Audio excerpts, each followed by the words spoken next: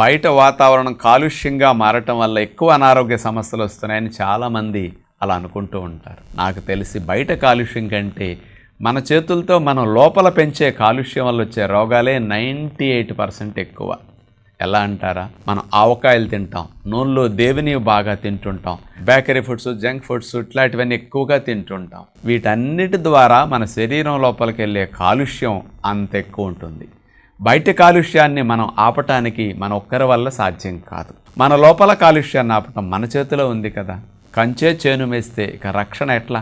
మన లోపల కాలుష్యాన్ని ఇవ్వని ప్రకృతి సిద్ధమైన ఆహారాలు పర్సంటేజ్ పెంచాలి. అంటే పండ్లు, జ్యూసులు, సాలడ్స్, నట్స్, స్ప్రౌట్స్ ఇలాంటి ఎంత పెంచుతారో మీ లోపలికి వెళ్ళిన కాలుష్య ఆహారం యొక్క దోషాలను ఇవి తొలగించి మీకు ఆరోగ్యాన్ని ప్రసాదిస్తాయి. వీటిని ఎక్కువగా తీసుకుందాం. కాలుష్యాన్ని కలిగించే, హాని కలిగించే ఆహారాల్ని తగ్గించుకుందామని విజ్ఞప్తి చేస్తున్నాను.